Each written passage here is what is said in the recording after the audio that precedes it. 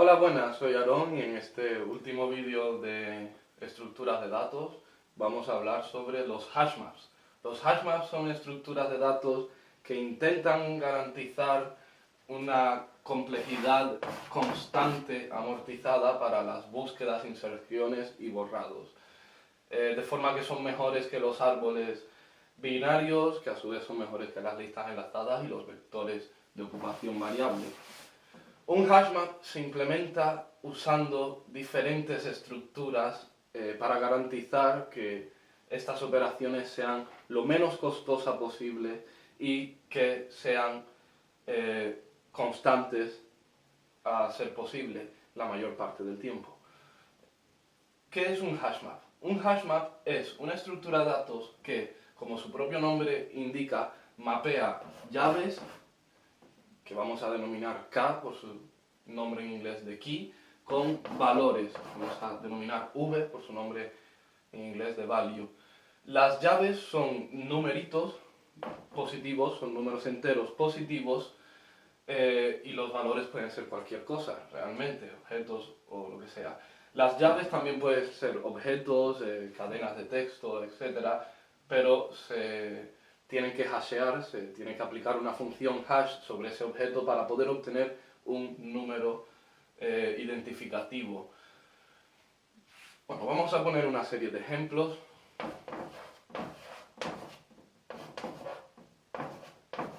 Supongamos esta serie de llaves y esta serie de valores.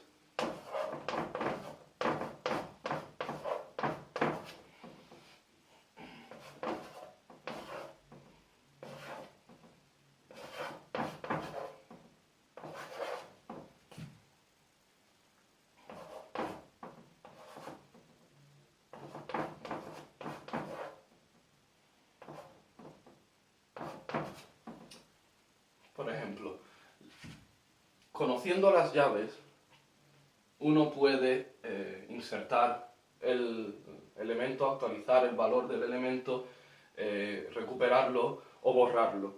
La idea es que con la llave tú puedes hacer operaciones sobre los elementos que hay dentro de la estructura de manera que, como he dicho, sea con tiempo constante o de 1. ¿Cómo funcionan los hashmaps? Bueno, los hashmaps trabajan sobre vectores, al igual que los vectores de ocupación variable. Trabajan con vectores de un espacio determinado, n. En este caso, para simplificar las operaciones, vamos a hacer que n valga 10. Que este vector que tenemos aquí sea de 10 elementos.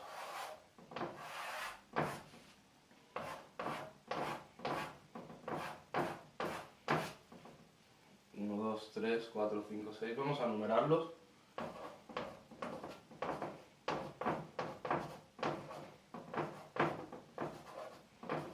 Al igual que los vectores, van del 0 al n-1. Muy bien, ¿cómo funcionan los hashmaps? Pues lo primero que tenemos que hacer es, a partir de la llave, tenemos que buscar en qué celda del vector debemos almacenar el valor, o debemos buscarlo o borrarlo. ¿Cómo se realiza esto? Bueno, obviamente, como os podéis dar cuenta, no se puede usar la llave como índice para el vector porque todas estas llaves son valores numéricos que están muy por arriba de el tamaño del vector. No existe la celda 1002 ni la 857. ¿Qué es lo que se hace? Se hace una operación módulo que no es más que coger el resto de una división, la operación K módulo n. Cogemos la llave, lo dividimos entre el tamaño de nuestro vector, en este caso 10, y cogemos el resto de esa división. Vamos a hacerlo sobre todas estas llaves y vamos a ir insertando los valores. La primera, 1002.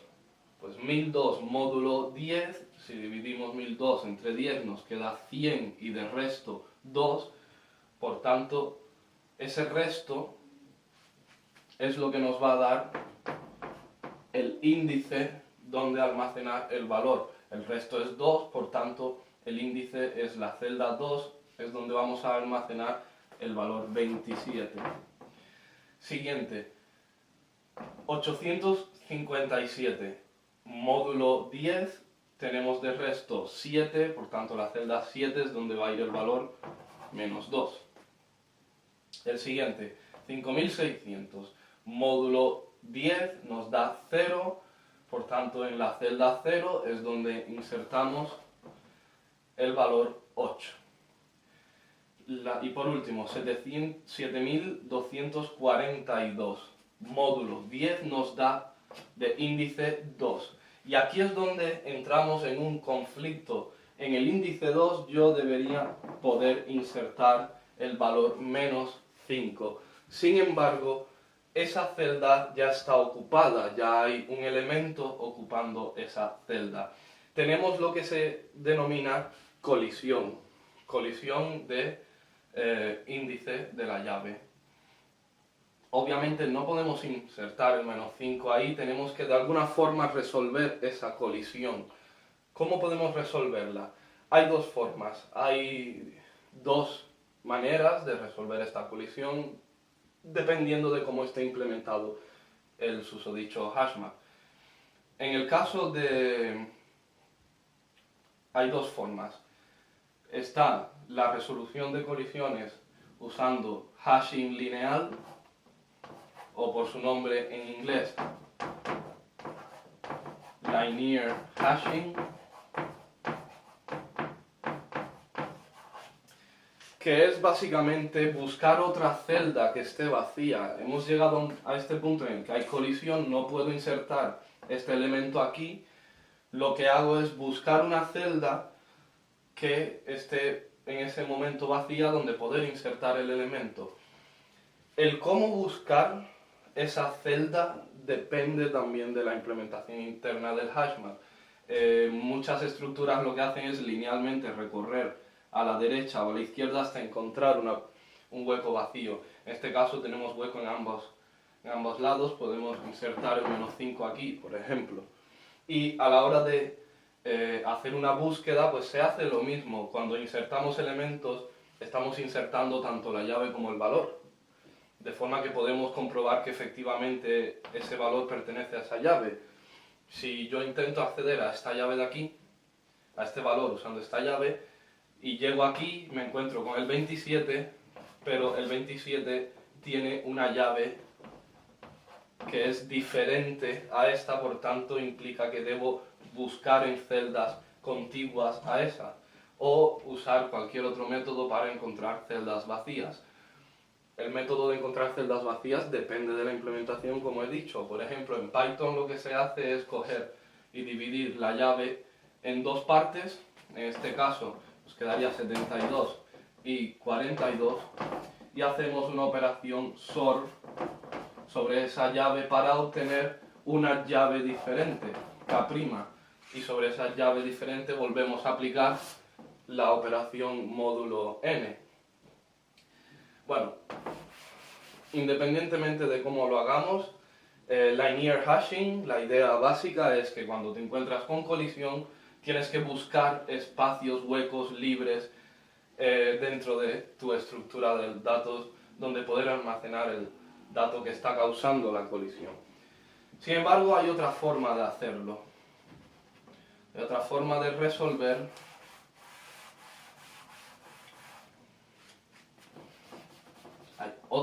resolver este problema, y es de la siguiente forma.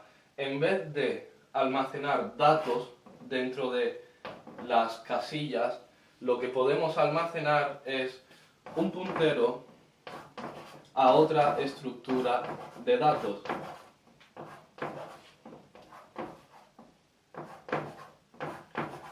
Esta estructura de datos puede ser una lista enlazada, aunque es recomendable que sea un árbol de búsqueda binario. Por lo general suele ser un árbol de búsqueda binario, de manera que las dos llaves que tenemos aquí que entran en colisión, la 1002 y la 7242 estarían en un árbol. Aquí tendríamos el 27 y a la derecha tendríamos, a la derecha de este árbol, tendríamos el -5, porque esta llave es mayor que esta llave. Recordad que las búsquedas las hacemos en base a la llave, no en base al valor. El valor realmente ni lo conocemos. Estoy poniendo numeritos para que sea visual, pero el valor puede ser cualquier cosa. Nosotros realmente solo tratamos con llaves dentro de los hashmaps. Por tanto, los árboles de búsqueda binarios que hay dentro de cada celda están ordenados en base a la llave, no al valor. De forma que aquí tendríamos otro árbol con el 8, 27 estaría ahí, y el -2, aquí tendríamos otro árbol con el -2. Sin embargo, hay un problema con este tipo de hashmaps, y es que muchas de las celdas quedan desocupadas, quedan libres, no se usan. Pueden incluso llegar a una condición en la que tienes 2 o 3 celdas con árboles muy densos, pero luego tienes muchas celdas vacías. Entonces, linear hashing o hashing lineal resuelve este problema, porque lo que hace es, en vez de usar una estructura auxiliar para almacenar las colisiones, lo que hace es buscar un hueco libre, disponible, dentro de lo que ya tenemos en nuestro vector. Sin embargo, pueden ser muchísimo más complejas a la hora de programar, ya que si borras un dato de una tabla usando linear hashing, tienes que marcarlo como borrado.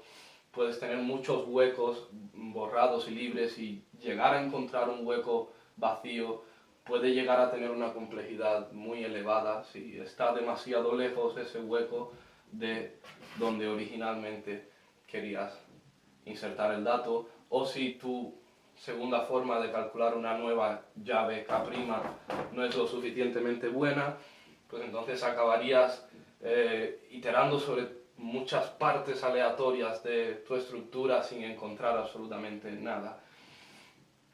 Independientemente de cuál de las dos formas uses, los hashmaps, al igual que los vectores de ocupación variable, tienen que ser redimensionados para evitar, ya sea en el caso de linear hashing, se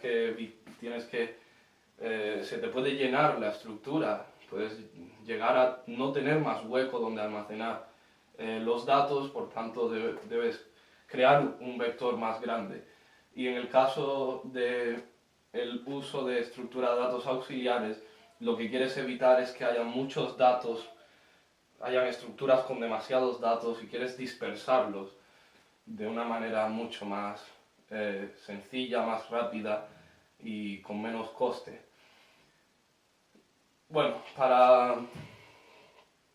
para resumir, linear hashing usa más tiempo de CPU, pero menos espacio de memoria, ya que procura que todas las celdas de tu tabla, de tu vector, estén ocupadas, mientras que el uso de estructuras auxiliares suele ocupar menos tiempo de CPU, porque lo único que tienes que hacer es la operación K módulo n para encontrar la celda, y dentro de la celda solamente tienes que buscar usando un árbol de búsqueda binario, que es una operación bastante rápida y bastante fácil de implementar. Si ya tienes un árbol implementado, solamente tienes que hacer un vector de árboles y ya está. Sin embargo, tienes el problema de que muchas celdas se te van a quedar libres.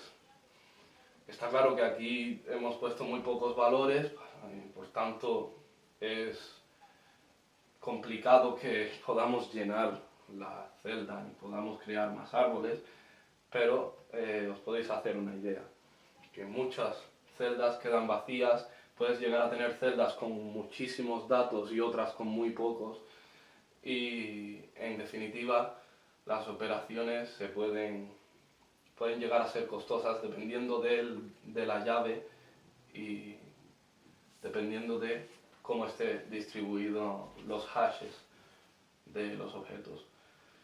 Pero por lo general, cualquiera de las dos formas que implementes un hashmap, sí es cierto que vas a tener una complejidad O(D)(1) amortizada.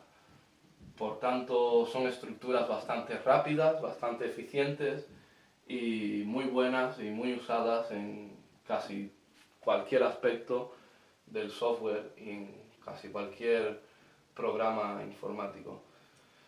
Esto es todo de momento. El tema de estructuras de datos lo voy a dejar aparcado, no voy a hablar mucho más de ello. Ya hemos hablado de las estructuras más importantes, en un futuro hablaré de algunas más, pero de momento lo que tiene que estar cubierto está cubierto. Me pondré a trabajar en otros temas, en otras áreas. Y por supuesto, dentro de poco empezaré a hacer vídeos ya mostrando código en sí, cómo implementar estas cosas o cómo usarlas en código real, ejercicios, sobre todo relacionados con la carrera, los voy a intentar resolver y hacer vídeos para que veas cómo se resuelven. Esto ha sido todo de momento, espero veros de nuevo.